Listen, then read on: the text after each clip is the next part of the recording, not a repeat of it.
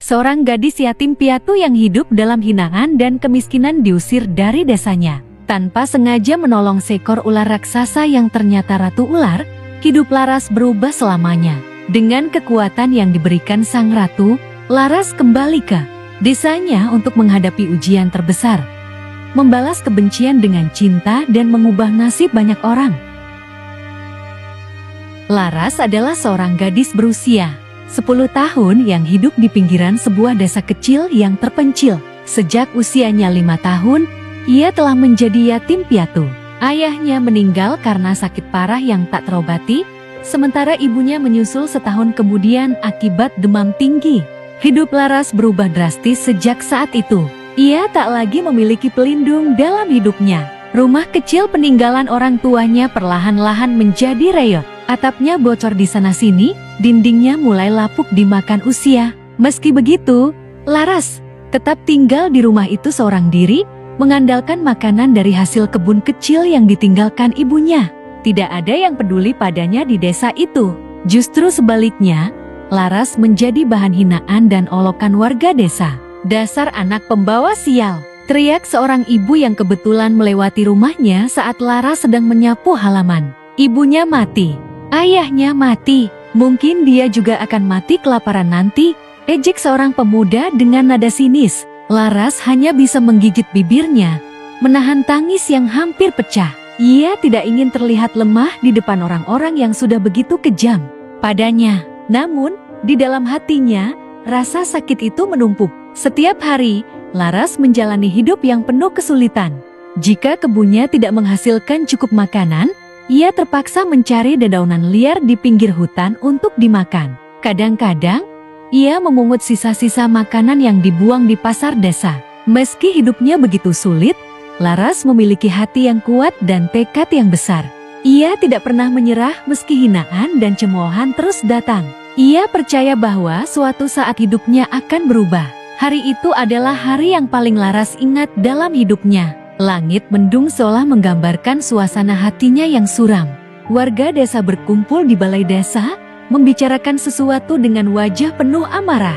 "Gadis itu membawa sial bagi desa kita," seru seorang lelaki tua dengan suara lantang. "Sejak dia tinggal di sini, panen kita selalu gagal.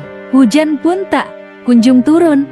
Tambah seorang ibu yang dikenal suka menyebar gosip. "Dia harus pergi dari desa ini," teriak yang lain dengan penuh emosi. Kepala desa yang duduk di tengah-tengah pertemuan itu hanya mengangguk setuju. Meski hatinya ragu, tekanan dari warga membuatnya tidak punya pilihan lain. "Baiklah," katanya dengan suara berat, "kita akan mengusir Laras dari desa ini." Sore harinya, sekelompok warga mendatangi rumah Laras. Mereka membawa tongkat dan batu di tangan mereka. Laras yang sedang menyapu halaman terkejut melihat kerumunan itu. "Apa yang kalian lakukan di sini?" tanyanya dengan suara gemetar. "Kau harus pergi dari desa ini," teriak salah satu warga. "Tapi, ini rumahku," jawab Laras dengan suara lirih. "Rumah ini bukan lagi milikmu. Desa ini bukan tempat untuk anak pembawa sial sepertimu," bentak seorang ibu dengan wajah penuh kebencian. Tanpa memberi Laras kesempatan untuk berbicara lagi, mereka mulai merusak rumahnya. Atap yang sudah reot itu roboh seketika setelah dipukul dengan tongkat. Laras hanya bisa menangis melihat tempat yang selama ini menjadi satu-satunya perlindungannya hancur di depan matanya. "Pergi sekarang juga, atau kami akan menyeretmu keluar," ancam salah satu warga. Dengan hati yang hancur, Laras berlari meninggalkan desa. Air matanya mengalir deras, tetapi ia tidak berani menoleh ke belakang. Hatinya penuh dengan rasa sakit dan ketidakadilan. Hari mulai gelap ketika Laras sampai di tepi hutan.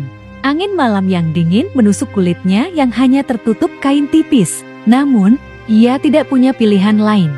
Ia harus mencari tempat berlindung. Dengan langkah gemetar, Laras masuk ke dalam hutan yang lebat. Suara burung hantu dan gemerisik dedaunan membuat suasana semakin mencekam. Namun, Laras menepis rasa takutnya. Ia harus kuat. Setelah berjalan cukup jauh, Laras menemukan sebuah pohon besar dengan akar yang menjalar di permukaan tanah. Ia duduk di bawah pohon itu sambil memeluk lututnya. "Tuhan, tolong aku," bisiknya dengan suara bergetar. Malam itu, Laras terlelap dengan perut kosong dan hati yang penuh luka. Keesokan paginya, Laras terbangun karena suara gemerisik yang aneh. Ia membuka matanya dan terkejut melihat seekor ular raksasa yang melilit pohon di depannya. Ular itu memiliki sisik berkilaan seperti emas dan mata yang tajam. Laras seketika merasa ngeri, tetapi ia tidak berteriak atau lari. Entah mengapa, ada sesuatu yang membuatnya tetap tenang. Ular itu tampak kesakitan. Salah satu sisiknya terlihat patah dan mengeluarkan cairan berwarna keemasan. Tanpa berpikir panjang, Laras mendekat. "Kau terluka," katanya dengan suara lembut. Ular itu hanya menatapnya tanpa berkata apa-apa. "Biar ku bantu," ujar Laras sambil merobek ujung kainnya. Dengan hati-hati, ia membersihkan luka di tubuh ular itu. Meski tangannya gemetar, ia tetap berusaha melakukan yang terbaik. Setelah beberapa saat, luka itu akhirnya berhenti mengeluarkan cairan. "Terima kasih," suara lembut terdengar di kepala Laras. Ia terkejut dan melihat ke sekeliling, tetapi tidak ada siapapun selain ular itu. "Apakah kau yang berbicara?" tanyanya ragu. Ular itu mengangguk. "Aku adalah Ratu Ular. Kau telah menunjukkan keberanian dan kebaikan yang luar biasa. Sebagai balas jasa, aku akan memberimu hadiah." Seketika, ular itu berubah menjadi sosok wanita anggun dengan rambut panjang berkilaan seperti sisik emasnya. Laras ternganga melihat perubahan itu. Ratu Ular tersenyum dan mengulurkan 3 sisik emas yang berkilaan. "Ambillah ini. Sisik-sisik ini akan membawamu pada kehidupan yang lebih baik. Kau juga boleh tinggal di istana ajaibku sebelum kembali ke dunia manusia." Laras menerima sisik-sisik itu dengan tangan gemetar. Hatinya dipenuhi rasa haru dan syukur. "Terima kasih, Ratu," ucapnya dengan suara bergetar. "Namun ingatlah, Laras, kebaikan yang kau berikan akan selalu kembali padamu, begitu juga dengan kejahatan. Dunia ini akan berubah jika semua orang belajar untuk saling menghargai." Dengan begitu, Laras memulai perjalanan barunya yang penuh harapan dan keajaiban. Laras tertegun saat menyaksikan keindahan istana ajaib yang terbentang di hadapannya. Dinding istana terbuat dari batu permata berwarna-warni yang memantulkan cahaya matahari menjadi pelangi yang indah. Air mancur emas mengalir dengan suara gemericik yang menenangkan, sementara taman penuh bunga bermekaran dengan warna-warna cerah yang belum pernah Laras lihat sebelumnya. "Selamat datang di istanaku, Laras," ujar Ratu Ular dengan suara lembut. Mata Laras berbinar-binar penuh kekaguman. "Ini tempat yang luar biasa indah," gumamnya dengan suara penuh rasa tak percaya. "Ratu," Ular tersenyum, "kau layak mendapatkan tempat yang indah ini setelah semua penderitaan yang kau alami." Laras merasa hatinya menghangat. Setelah bertahun-tahun hidup dalam kesepian dan hinaan, akhirnya ia merasakan ketenangan dan kenyamanan yang selama ini hanya ada dalam mimpinya. Hari pertama Laras di istana ajaib penuh dengan kejutan yang menyenangkan. Setelah mandi di kolam yang airnya jernih dan harum seperti bunga, ia diberi pakaian indah yang terbuat dari kain sutra lembut berwarna biru langit. Seorang pelayan istana yang berbentuk seekor burung merak membawa Laras ke ruang makan yang luas. Meja panjang di ruangan itu dipenuhi berbagai hidangan lezat yang mengepul harum. Ada roti yang baru dipanggang, daging yang dimasak dengan rempah-rempah harum, serta buah-buahan segar yang warnanya menggoda selera. "Silakan makan, Laras," ujar Ratu Ular yang kini mengenakan gaun berkilaan. Laras duduk dengan ragu. Seumur hidupnya, ia tidak pernah melihat makanan sebanyak ini. Biasanya, ia hanya makan ubi rebus atau sayur dedaunan yang ia petik dari hutan. Dengan perlahan, Laras mengambil sepotong roti dan mencicipinya. Matanya membelalak. "Ini enak sekali," serunya. Ratu Ular tertawa kecil. "Makanlah sepuasmu. Di sini tidak ada yang kekurangan." Laras pun makan dengan lahap. Perutnya yang biasanya kosong kini terasa penuh dan nyaman. Setelah selesai makan, ia menghela napas panjang dengan wajah puas. "Terima kasih, Ratu. Aku benar-benar merasa bahagia di sini," ujarnya dengan tulus. Setelah makan, Ratu Ular membawa Laras ke sebuah ruangan besar yang dipenuhi buku-buku tebal. Rak-rak kayu berukir menjulang tinggi hingga mencapai langit-langit. Aroma kertas tua memenuhi ruangan itu. Ini adalah perpustakaan istana, jelas Ratu Ular. Di sini, kau bisa belajar tentang berbagai hal. Pengetahuan adalah kekuatan yang akan membantumu menghadapi dunia. Laras mengangguk dengan antusias. Selama ini, ia tidak pernah punya kesempatan untuk belajar. Sekolah di desa hanya diperuntukkan bagi anak-anak yang orang tuanya mampu membayar biaya. Aku ingin belajar, kata Laras dengan mata berbinar. Ratu Ular tersenyum. Mulailah dengan buku ini. Ia mengambil sebuah buku berjudul Kebijaksanaan Alam dan menyerahkannya pada Laras. Laras membuka halaman pertama dan mulai membaca dengan penuh semangat. Meskipun beberapa kata sulit dimengerti, ia berusaha keras untuk memahaminya. Ratu Ular duduk di sampingnya, sesekali menjelaskan hal-hal yang membingungkan. Hari-hari berikutnya, Laras menghabiskan waktu di perpustakaan. Ia belajar tentang tanaman, obat, cara bertani yang efektif, serta nilai-nilai kehidupan seperti kejujuran dan kebaikan hati. Suatu pagi, Ratu Ular mengajak Laras ke sebuah lapangan luas di belakang istana. Langit cerah dan angin bertiup sejuk. Apa yang akan kita lakukan di sini, Ratu? Tanya Laras penasaran. Kau akan belajar keberanian dan ketangkasan, jawab Ratu Ular. Dari kejauhan, muncul seekor naga kecil dengan sisik berwarna hijau zamrud. Naga itu tampak ramah meski napasnya mengeluarkan asap tipis. Namanya Sura. Dia akan menjadi teman latihmu, jelas Ratu Ular. Laras menelan ludah. Meski kecil, Sura tetap terlihat menakutkan baginya. Namun, ia tidak ingin menunjukkan rasa takutnya. Apa yang harus kulakukan? Tanyanya dengan suara mantap. Belajarlah untuk menghadapi rasa takutmu. Percayalah pada dirimu sendiri, ujar Ratu Ular sambil tersenyum. Latihan dimulai. Sura mengajarkan Laras cara bergerak cepat dan menghindari serangan. Awalnya, Laras sering terjatuh dan tubuhnya memar. Namun, ia tidak menyerah. Hari demi hari, Laras semakin tangkas. Ia mampu bergerak dengan gesit dan menghadapi tantangan tanpa rasa gentar. Kau luar biasa, Laras, puji Sura suatu hari setelah sesi latihan yang intens. Laras tersenyum lebar. Terima kasih, Sura. Aku tidak akan bisa melakukannya tanpa bantuanmu. Setelah beberapa bulan tinggal di istana, Laras merasa hidupnya telah berubah drastis. Ia bukan lagi gadis yang lemah dan penuh ketakutan. Kini, ia adalah seorang gadis yang cerdas, tangguh, dan penuh percaya diri.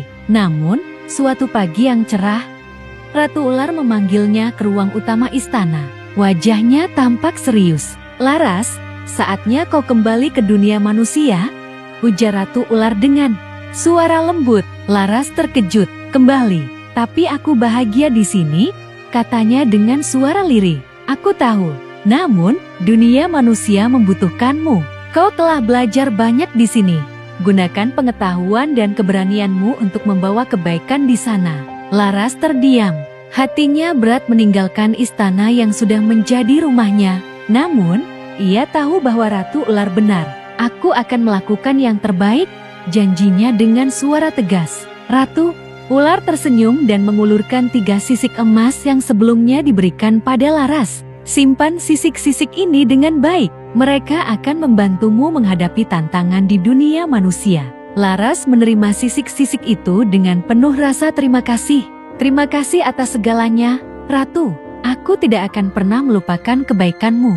Dengan begitu, perjalanan Laras kembali ke dunia manusia pun dimulai. Langkah Laras terasa berat saat ia melangkah meninggalkan istana ajaib Ratu Ular. Angin lembut yang biasanya menenangkan kini seolah membawa pesan perpisahan yang menyayat hati. Taman penuh bunga dan kolam air jernih yang selama ini menjadi tempat pelariannya kini perlahan menghilang dari pandangan. Ratu Ular berdiri di gerbang istana, melambai dengan senyum hangat. Ingatlah, Laras, keberanian dan kebaikan hatimu adalah kekuatan yang akan membawamu pada kehidupan yang lebih baik, katanya dengan penuh keyakinan. Laras mengangguk, meskipun hatinya masih berat meninggalkan istana yang telah memberinya kebahagiaan. Dengan 3 sisik emas yang tersimpan aman di kantong kecil, ia melangkah masuk ke dalam cahaya terang yang akan membawanya kembali ke dunia manusia. Laras membuka matanya dan mendapati dirinya berdiri di pinggir hutan, tempat terakhir ia berada. Sebelum masuk ke dunia ajaib Ratu Ular, hutan yang dulu tampak gelap dan menakutkan kini terlihat lebih terang dan ramah. Namun, perasaan Laras campur aduk. Ia tahu bahwa desa yang selama ini penuh dengan hinaan dan ketidakadilan menunggunya di depan. Apakah mereka masih akan bersikap sama? Apakah ia akan kembali dihina dan diusir? Dengan tekad yang kuat, Laras melangkah menuju desa. Sepanjang perjalanan, ia melihat ladang-ladang yang tampak gersang dan rumah-rumah yang mulai lapuk. Wajah-wajah warga desa yang dulu penuh kesombongan kini terlihat lesu dan putus asa. Saat Laras memasuki desa, beberapa warga yang melihatnya langsung terkejut. Bisikan-bisikan mulai terdengar di antara mereka. "Dia kembali," bisik seorang ibu dengan mata terbelalak. "Bagaimana mungkin dia masih hidup?" tanya yang lain dengan nada heran. Namun, tidak ada satupun yang berani mendekat atau berbicara padanya. Laras hanya menunduk dan terus melangkah menuju sebuah lahan kosong di pinggir desa. Setelah beberapa hari tinggal di pinggiran desa, Laras memutuskan untuk menggunakan salah satu sisik emas yang diberikan oleh Ratu Ular. Ia pergi ke pasar di desa tetangga dan menjual sisik emas itu kepada seorang pedagang kaya. Pedagang itu terkejut melihat kemurnian sisik emas tersebut. "Ini sangat berharga. Dengan uang ini, kau bisa membangun rumah dan memulai kehidupan yang lebih baik," katanya sambil menyerahkan sekantong besar uang kepada Laras. Dengan uang itu, Laras kembali ke desa dan mulai membangun rumah yang kokoh di lahan kosong yang ia tempati. Para pekerja yang melihat betapa tekun dan mandirinya Laras mulai merasa kagum. Hari demi hari, rumah Laras semakin terlihat megah. Dindingnya terbuat dari kayu yang kuat, atapnya tidak lagi bocor, dan halaman depannya dihiasi bunga-bunga yang indah. Para warga desa yang dulu menghinanya kini mulai merasa malu. Mereka melihat betapa gigih dan mandirinya Laras, sementara mereka hanya bisa meratapi nasib buruk yang menimpa mereka. Suatu malam, hujan deras turun dengan suara gemuruh yang menggetarkan tanah. Angin kencang menerpa rumah-rumah warga, membuat atap-atap berterbangan. Sungai yang mengalir di dekat desa meluap dengan cepat, membawa arus deras yang menghancurkan ladang-ladang dan rumah-rumah di sekitarnya. Laras yang berada di rumahnya mendengar suara teriakan dan tangisan dari arah desa. Ia berlari keluar dan melihat betapa parahnya bencana yang terjadi. Warga desa berlarian panik, mencoba menyelamatkan harta benda mereka.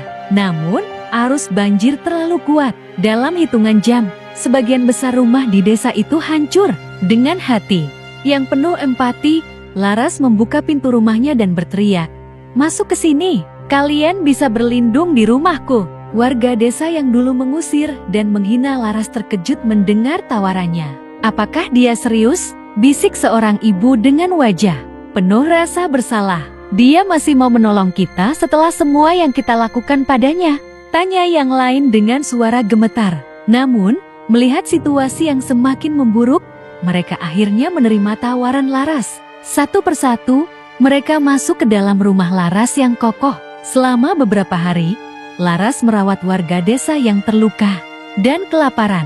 Ia memasak makanan dari persediaan yang ia miliki dan membagikannya dengan penuh keikhlasan.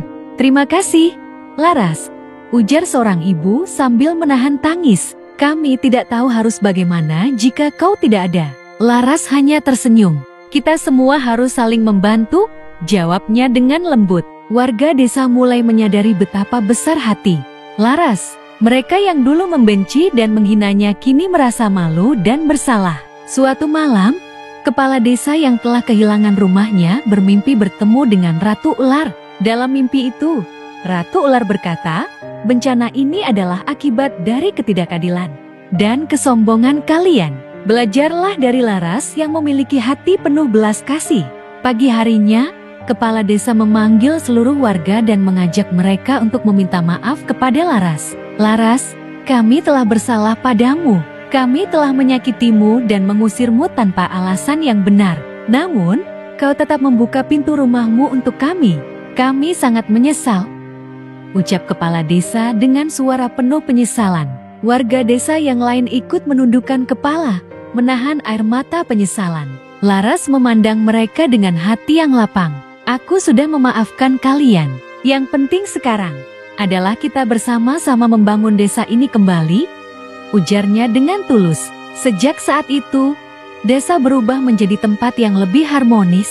Warga desa yang sebelumnya sombong dan tidak peduli kini belajar untuk saling menghargai dan membantu satu sama lain. Laras menjadi sosok yang dihormati dan dicintai oleh semua orang. Dengan pengetahuan yang ia dapatkan dari istana ajaib, ia membantu warga desa memperbaiki ladang mereka dan membangun rumah yang lebih kokoh. Musim panen berikutnya, desa kembali subur dan makmur. Warga desa merasa bersyukur dan tidak lagi mengulangi kesalahan mereka. Laras yang dulu hidup dalam kesedihan kini menikmati hidup yang penuh kebahagiaan dan cinta dari orang-orang di sekitarnya.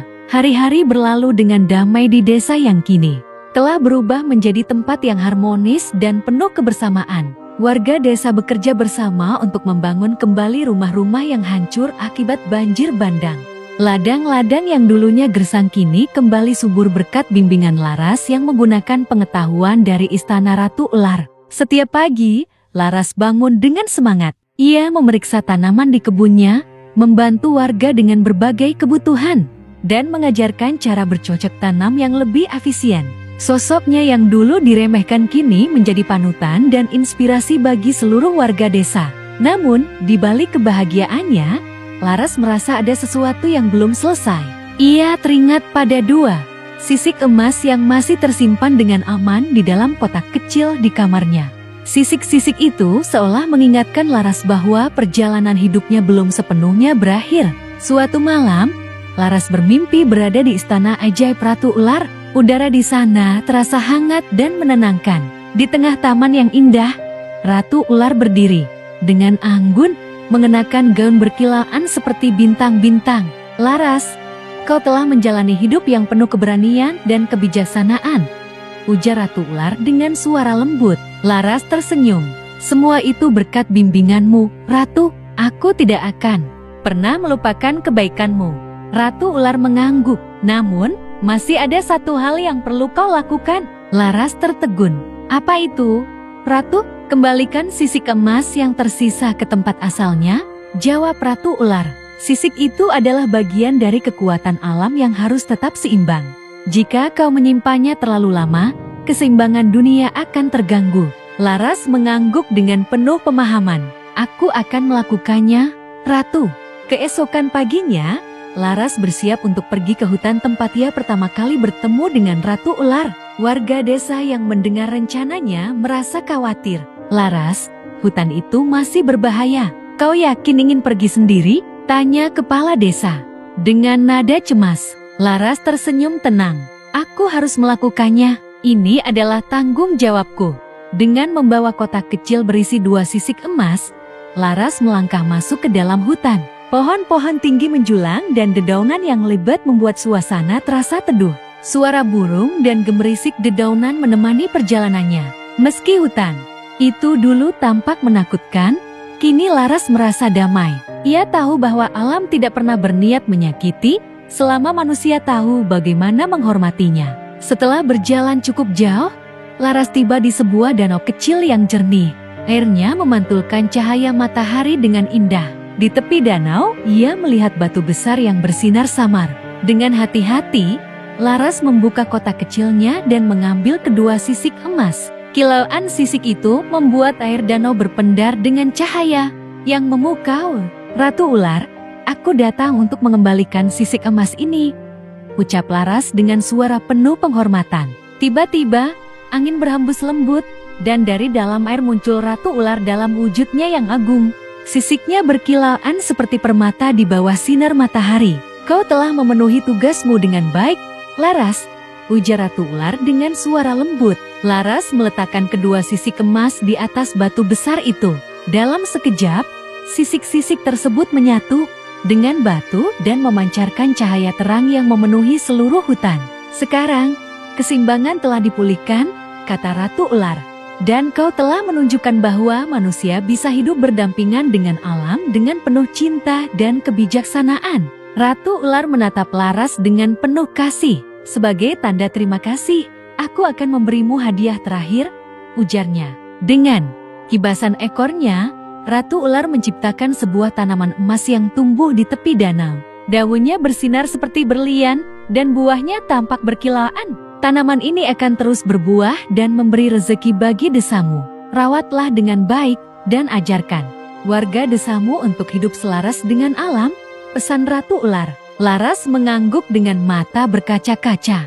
Terima kasih, Ratu. Aku berjanji akan menjaga hadiah ini dengan sebaik-baiknya. Ratu Ular tersenyum. Selamat tinggal, Laras. Ingatlah bahwa aku selalu bersamamu dalam semangat. Dengan perlahan, Ratu Ular kembali masuk ke dalam danau, meninggalkan Laras yang merasa bersyukur dan bahagia. Sepulangnya ke desa, Laras membawa tanaman emas tersebut dan menanamnya di tengah ladang yang luas. Warga desa terkejut melihat keajaiban tanaman itu. Ini adalah berkah dari Ratu Ular, jelas Laras. Kita harus merawatnya dengan baik dan hidup selaras dengan alam. Sejak saat itu, desa menjadi tempat yang makmur dan damai. Tanaman emas yang ditanam Laras memberikan hasil panen yang melimpah dan warga desa tidak lagi mengalami kekurangan. Laras yang dulu hidup dalam kesepian dan penderitaan kini menjadi sosok yang dihormati dan dicintai oleh semua orang. Ia tidak hanya membawa perubahan bagi desanya, tetapi juga menjadi simbol keberanian, kebijaksanaan, dan belas kasih. Kisah Laras yang berawal dari kesedihan dan hinaan berakhir dengan kebahagiaan dan cinta. Dengan hati yang besar dan keberanian yang luar biasa, ia mampu mengubah takdirnya dan membawa kebaikan bagi orang-orang di sekitarnya. Dan meskipun Ratu Ular tidak lagi terlihat, semangatnya akan selalu hidup dalam hati Laras dan seluruh warga desa yang telah belajar untuk hidup dalam harmoni dan saling menghargai.